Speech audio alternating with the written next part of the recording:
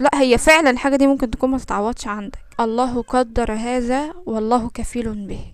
اللحظة الوحيدة اللي الإنسان يبطل فيها يكمل هي اللحظة اللي هيشوف فيها ملك الموت قدام.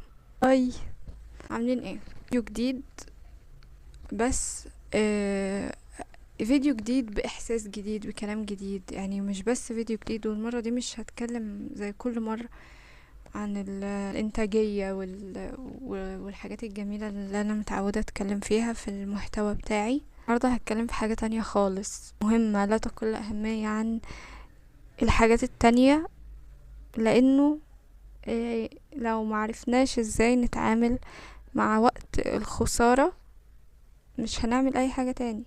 معرفناش ازاي نتعامل مع الوقت اللي احنا بنمر فيه بمرحلة مش كويسة بعد ما خسرنا حاجة، مش هنعرف لا ننتج ولا نشتغل ولا نفرح، حتى مش هنعرف نعمل اي حاجة. فانا هاجي اقول لكم النهاردة ان احنا وقت الخسارة ممكن نتعامل معاها ازاي علشان نعرف نكمل. لان زي ما قلت لكم قبل كده، وزي ما مليون حد قال، وزي ما هي سنة الحياة، ان الحياة ستيل ماشية، ما بتقفش على اي حاجة، على اي حاجة. كل واحد فينا ربنا بيرزقه في وقت من الاوقات بحلم او بهوى. يعني الهوى ده ممكن يبقى اي حاجة، ممكن يبقى مثلا كلية هو عايز يدخلها، شخص هو عايز يكمل حياته معاه، هواء، شغلة عايز يشتغلها، مثلا اي حاجة، شركة عايز يشتغل فيها. في حاجات كتير ممكن الواحد يتمناها من ربنا ويجري وراها ويعمل اللي عليه كله ويبذل كل مجهوده واكتر من مجهوده، في الاخر ما تكونش من مكتوبه. بيحصل ولا ما بيحصلش؟ في كام مرة حد اجتهد في ثانوية عامة وعمل كل حاجة ممكن تتعمل، وفي الاخر ما جابش مجموع الكلية اللي هو كان بيتعب عشان يوصل لها؟ كتير، صح؟ وارد، كل ده وارد، بس محتاجين نعمم الموضوع على كل حاجة بقى، مش على بس كلية او شغلانة او كده. يعني انتوا فاهمين. المهم، بصوا، هبدأ بجملة حلوة قوي قريتها في مرة وعلمت فيا. كانت الجملة دي بتقول: الله قدر هذا والله كفيل به. يعني ربنا هو اللي قدر ان الحاجة دي تحصل، وزي ما هو اللي قدر انها تحصل هيقدرنا نتعامل معاها. بص، ممكن تقعد عمرك كله بتجري ورا حاجة وتلاقيها مش من نصيبك، فجأة كده تكتشف ان الحاجة دي مش من نصيبك، بس الدنيا لسه ماشية. يعني انت هتكمل من غير الحاجة دي اصلا ممكن ما تكونش كانت معاك في يوم من الايام، بس انت كنت متعلق بيها وكنت نفسك فيها، وربنا مش رايد. هو لو ربنا عارف ان الحاجة دي فيها خير ليك ما كانش هيحرمك منها. ممكن نقعد نسأل نفسنا: طب لما هي الحاجة دي مش ليا، انا حبيتها ليه؟ الإجابة عند ربنا. ربنا برضو هو اللي عارف. اكيد في سبب انت حبيته عشانها، او اكيد في حكمة من ان انت حبيت الحاجة دي. ممكن تبان، ممكن ما تبانش، المهم تكون واثق ان ربنا يعني زرع الحاجة دي في قلبك في يوم لسبب، وممكن يا يبان لك يا ما يبان لكش. يعني وارد اصلا تعيش وتموت من غير ما تعرف السبب ده كان ايه. ربنا دايما شايف حاجات ابعد بكتير من رؤيتنا. احنا بنبقى شايفين حاجة وربنا شايف حاجة. هنزعل اكيد بعد ما نخسر، وهننكسر وهنعيط لما نتفلق، وممكن ما نعرفش اصلا نتخطى، بس لما لازم نكمل. يعني هنعمل ايه؟ هنموت؟ ما هنكمل برضو. بصوا، طول ما الواحد لسه فيه نفس لازم يعيش. اللحظة الوحيدة اللي الانسان يبطل فيها يكمل هي اللحظة اللي هيشوف فيها ملك الموت قدام. قبل كده هو واجب عليه، هو مضطر غصبا عنه، لازم يعيش. خسرت بقى الحاجة اللي انت كنت حاطط املك كله عليها دي. قدامك طريق واحد من طريقين. الطريق الاول ان انت تلجأ أدوية الاكتئاب والمنومات وتقضي حياتك كلها نايم، تحاول ان انت تغيب عن الوعي معظم الوقت عشان ما تفكرش في الموضوع، او تزعل تاخد وقتك في الزعل، بس ترجع تاني تشوف انت عليك ايه ووراك ايه وعايز تعمل ايه. لكن مش هينفع ابدا ابدا ابدا انه لمجرد، يعني والله صعبان عليا اقول لمجرد، يعني لانه اكيد اكيد اكيد الحاجة دي كبيرة. اصل انت ايه اللي هيكسرك الا لو الحاجة دي كانت كبيرة عندك؟ هتزعل عمرك كله. مش هقول ان انت هتزعل فترة بس في فترة اللي هي فترة الصدمة، انت هتقعد مش عارف اصلا تستوعب اللي هو ده حصل ازاي، وهتعيط وهتتعب، بس لازم هيجي وقت وتقوم بقى تشوف اللي وراك. حتى في الوقت بقى اللي انت هتبدأ تشوف في حياتك الجديدة، انت هتفضل مش عارف تتخطى، على حسب حجم الحاجة دي كانت ايه عندك. مش تعرف تتخطاها وهتفضل تعيط عليها عمرك كله. بس هيبقى الموضوع بقى بدأ ايه، يعني بدأت ان انت تفوق لحياتك. هتفضل الحاجة دي برضو في حياتك وفي قلبك ومتعلق بيها، بس هتبقى بتجري بقى في اتجاه تاني غير الاتجاه بتاعها.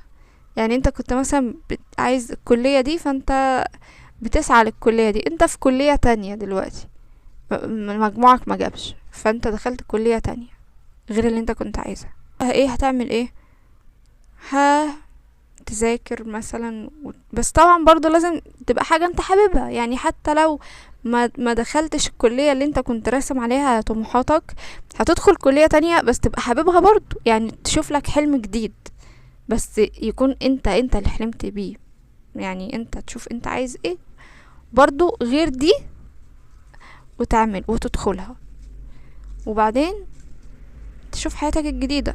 هل انت هتنسى حلمك القديم؟ مش هتنساه، هتفضل تفتكره مهما نجحت في حياتك الجديدة، هتفضل فاكره. فاحنا نتعامل مع الخسارة دي ازاي؟ اول حاجة ما نقعدش نقول ليه يا رب ومش ليه يا رب والحاجات دي، عشان حرام اصلا.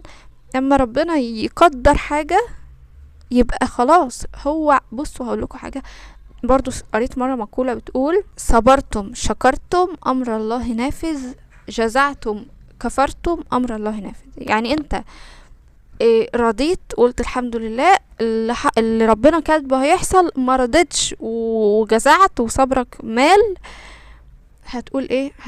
الحاجة دي برضو هتحصل، فتحصل وتاخدها وتتقبلها بصدر رحب، وتاخد ثواب وأجر على صبرك واحتسابك عند ربنا، ولا تقعد بقى تولول وتلطم وايه وتاخد سيئات. اصل هو بيبقى اختبار، ربنا بيختبرك في اكتر حاجة توجعك. فايه هيشوفك انت هتعمل ايه. هل هتصبر هيعوضك، والله هيعوضك. عارفة انه ممكن تقعد تقول هيعوضني بايه، ما انا كنت عايزة الحاجة دي ومش شايف ان في حاجة تانية ممكن تساعدني زيها.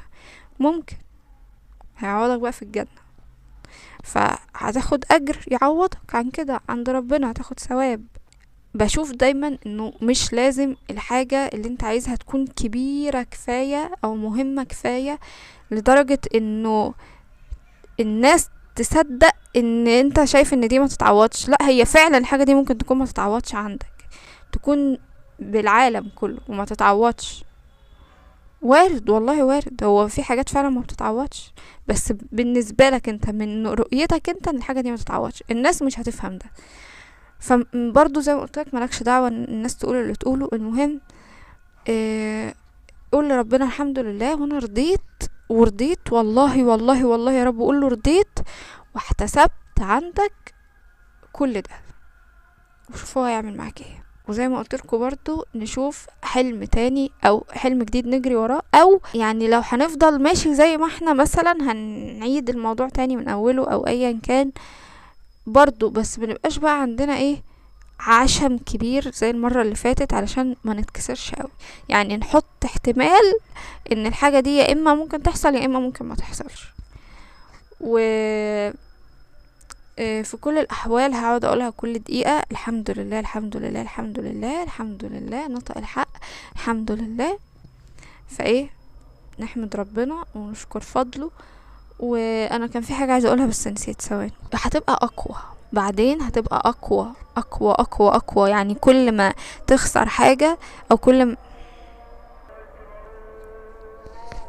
ما تخلص الاذان، كنت بقول لكم انه لما الحاجة اللي حصلت وكسرتك دي تفوق منها، تبدأ تفوق وتستوعب الصدمة، انت هتبقى اقوى. مهما كنت تتخيل ان انت مش هتقدر تعيش بعدها، هتعيش بعدها، هتعيش وهتبقى شخص اقوى بكتير. انه مفيش حاجة بقى هتأثر فيك خلاص. اللي هو ايه ده الحاجة اللي انا كنت شايف ان انا مش هعرف اعيش من غيرها، حصلت وانا عايش من غيرها. يبقى ايه اللي هيوجعك تاني؟ مفيش حاجة هتوجعك تاني، ايا كان بقى ايه اللي هيحصل ولا ايه اللي هتخسره ولا ايه اللي مش مكتوب لك. خلاص، انا دي عديتها، يعني خلاص بقى مفيش حاجة تانية ممكن تكسرني. سلم امرك لله، هو مش هيعمل حاجة تضرك. احنا ماشيين، كلنا ماشيين بستره علينا وكرمه. وانا والله والله والله عمري ما كنت اتخيل ان انا اقول كلام زي ده. انا كنت على طول بقول لربنا يعني اقول لربنا: يا رب، يا الحاجة دي انا لو ما خدتهاش هموت. واتضح لي ان هو مش كاتبها لي وما متش. عادي عادي عادي عادي عادي خالص خالص خالص. مفيش حاجة ربنا بيعملها لنا ما بتكونش فيها خير لينا. هو ربنا لو شايف ان الحاجة دي فيها خير، طب ما هو الكلام يبان بديهي وسمعتوه مليون مرة، بس حسوه اول مرة، انا اول مرة احس الكلام ده. اقول طب ما لو فيها خير ما كان كتبها لي. والله لو فيها خير كان كتبها لي. فبس انا كنت بدعي بقى اقول: ولو ما فيهاش خير، بتحايل على ربنا، لو ما فيهاش خير خلي فيها الخير واكتبها لي. طب ما كان كل واحد في الدنيا بقى خد اللي هو عايزه بقى، لو الموضوع بالسهولة دي. ربنا قادر طبعا، قادر وكل حاجة، بس لازم يبقى في. اما يعني احنا ندخل الجنة ازاي؟ بجد هندخل الجنة ازاي لو احنا كل حاجة بقى عوزناها هناخدها؟ ما هو احنا الحرمان اللي ربنا بيحرمنا منه، بيبتلينا بيه، بيرفع درجاتنا عنده. يعني يقولك الشوكة اللي انت لو ماشي كده على الارض وتشوكت، الشوكة اللي دخلت في رجلك دي، ولا حتى لو ما دخلتش وجعتك وخلاص بتاخد بيها اجر. فما بالك بقى بحلم كبير انت كنت راسم حياتك كلها عليه وفجأة اصبح هباء منثورا. تخيل ده ممكن ربنا يأجرك عليه ازاي؟ يعني ويا بخت اللي ربنا يختار له الاخره. يعني في ناس ربنا بيفرحهم في الدنيا وبيحرمهم من الاخره. تخيل بقى انه يختار لك الاخره. ايه حلمك ده في الجنه؟ يعني ايه؟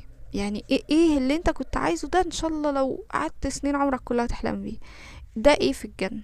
ولا حاجه، ولا حاجه. يعني بص لها من الناحيه دي، بص لها ان يعني قل أذلك خير أم جنة الخلد التي كنتم توعدون؟ جنة الخلد أكيد أختار الجنة. أنا يعني لو خيروني الحاجة دي ولا الجنة أكيد أختار الجنة. أي حد في الدنيا لو خيروا بين أي حاجة والجنة هيختار الجنة، لو خيروه بين أغلى حاجة عنده الجنة.